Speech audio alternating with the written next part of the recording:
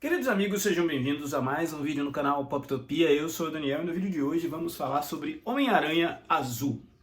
Essa é uma edição do selo Marvel Essenciais, um selo que a Panini vem publicando alguns quadrinhos importantes e outros nem tantos da Marvel, né, com a proposta de reapresentá-los a novos leitores. Essa é uma edição com capa dura, 168 páginas, e o preço hoje na Amazon está R$ 72,90.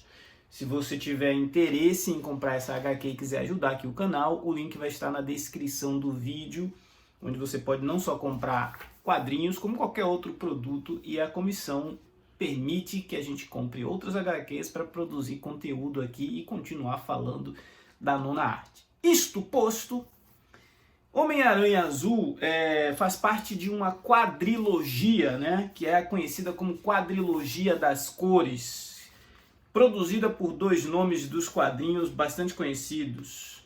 Nessa quadrilogia temos, além de Homem-Aranha Azul, Capitão América branco, Hulk cinza e o Demolidor amarelo.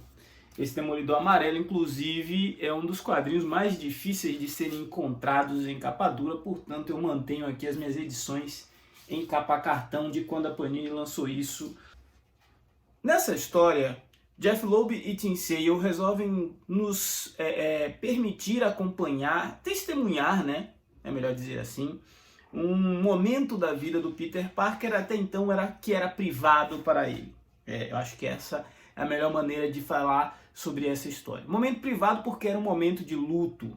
Essa HQ, Homem-Aranha Azul, ela faz referência a um momento canônico na história do personagem. O ano era 1973, quando Jill Kane e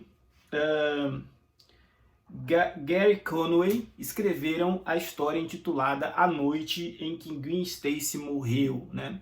E essa história, ela marca, inclusive, para alguns, o fim da era de prata dos quadrinhos, o fim da inocência nos quadrinhos.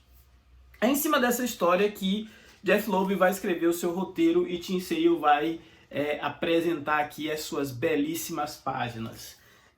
Anos depois da morte da Gwen Stacy, que a essa altura, né, já não é mais spoiler, pelo amor de Deus, a gente vai ver o Homem-Aranha no Dia dos Namorados gravando uma mensagem para sua ex-namorada e agora falecida Gwen. Gravando uma mensagem na qual ele está abrindo o coração de como ela faz falta na vida dele e ao mesmo tempo ele está permitindo que a gente acompanhe os episódios não mostrados de como os dois se aproximaram, de como os dois se conheceram e de como isso naturalmente levou a uma paixão pela qual a vida do Homem-Aranha foi revolucionada, né? Não só a vida do Homem-Aranha, mas principalmente a vida do Peter Parker. E um detalhe que é inserido nessa trama e que faz toda a diferença é a participação da Mary Jane Watson, a então grande companheira e o amor da vida do Peter Parker para a grande maioria dos fãs. Teve ali desempenhou ali um papel nesse romance que o Peter viveu com a Mary Jane, com a Gwen Stacy, me perdoe. Então, é como se o destino tivesse costurando a história desses três personagens, o amor que ele viveria, o amor que ele nunca teria por completo e a forma como as duas ajudaram a moldar não só o homem Peter Parker, mas a lenda por trás dele, o Homem-Aranha, né? A tragédia que marcou a vida do Homem-Aranha, o evento canônico da perda da sua namorada, fez com que ele se transformasse, ele levasse a condição, a frase de poder e responsabilidade a consequências que talvez outros heróis não compreendessem tão bem, né? E também levasse a sério e cada vez mais ao extremo a importância dele proteger a sua identidade secreta e consecutivamente as pessoas que ele ama. Homem-Aranha Azul é uma história sobre luto, é uma história sobre o amor, já disse isso algumas vezes, e temos muitas histórias na literatura que costuram esses dois sentimentos como se fosse uma coisa só. Para nós que somos brasileiros e temos uma palavra que é quase única no nosso vocabulário, que é a saudade, Homem-Aranha Azul também poderia ser Homem-Aranha Saudade, porque quando o Peter pega o seu rádio e começa a gravar, porque ele se acha mais feliz gravando do que escrevendo e tirando fotos do que escrevendo, ele grava um relato de um sentimento. É como se fosse uma sessão de terapia, como se a gente estivesse acompanhando um momento íntimo de alguém.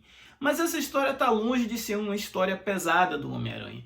O Tim Sale, ele consegue nas páginas dele nos entregar alguns painéis que nos dão uma perspectiva única de como é ser uma pessoa capaz de se pendurar pela cidade e vê-la sobre alguns pontos de vista bem particulares, algumas perspectivas únicas, alguns ângulos singulares, né? Também a gente vai acompanhar o Peter Parker muito mais maduro do que aquele Peter Parker inicial do Stan Lee e do Jack Kirby. Aqui o Peter ele já é um homem, já está estabelecido, ainda com alguma dificuldade financeira, mas já estudando, já na faculdade, diferente daquele jovem do colegial, ainda lidando com figuras como o Flash Thompson, mas também lidando com a presença de mulheres na sua vida. Isso é sobre a maturidade do Peter Parker. Mas e sobre o Homem-Aranha? É um Homem-Aranha também já estabelecido. Essa história está longe de ser uma história de origem. O Peter Parker já atua como um Homem-Aranha há algum tempo, a ponto dele já ter perdido a sua garota há algum tempo. Mas essa história se passa justamente nesse período onde o Peter ainda não estava estabelecido, e a gente vai ver em alguns momentos esse flashback dele voltando àquela época onde a Gwen Stacy ocupava assim um papel de destaque na sua vida. Mas essa é uma história de super-herói, e uma história de super-herói precisa ter super-vilões. O Jeff Loeb conseguiu escrever Kraven o Caçador, escrever o Dr. Kurt Connors, escrever o Duende Verde, todos em uma trama onde eles executam um papel de coadjuvante como poucas vezes eles foram. Por quê? Porque apesar de ser uma história sobre super-heróis, essa é uma história protagonizada pelo amor e pela ausência, né? O amor que Peter Parker sente por uma namorada já não mais presente e a ausência dela como um elemento que nos conduz através de uma trama que vai permitir que a gente conheça o lado mais humano e pé no chão de um dos mais fabulosos personagens da Marvel Comics. Muita gente fala que essa carta de amor que o Peter Parker está escrevendo é para Gwen Stacy, mas lendo como colecionador e como leitor de quadrinhos, eu consigo interpretar que essa é uma carta de amor aos fãs. Essa é uma forma do Peter Parker, daquele Peter que a gente gosta, está falando: eu ainda existo, eu ainda estou aqui. E se você, como eu, em 2024, tem saudade das grandes e boas histórias do Homem-Aranha, não à toa esse vídeo está vindo depois do vídeo da saga do clone, recomendo que você leia ou releia Homem-Aranha Azul. Esse é o Poptopia de hoje. Se não for inscrito, se inscreva, ajude o nosso canal a crescer, a ganhar relevância nessa concorrida plataforma. Afinal, falar de gibi é sempre muito bom. Falar de um dos grandes clássicos, de um dos maiores personagens da nona arte, melhor ainda. Forte abraço, até a próxima.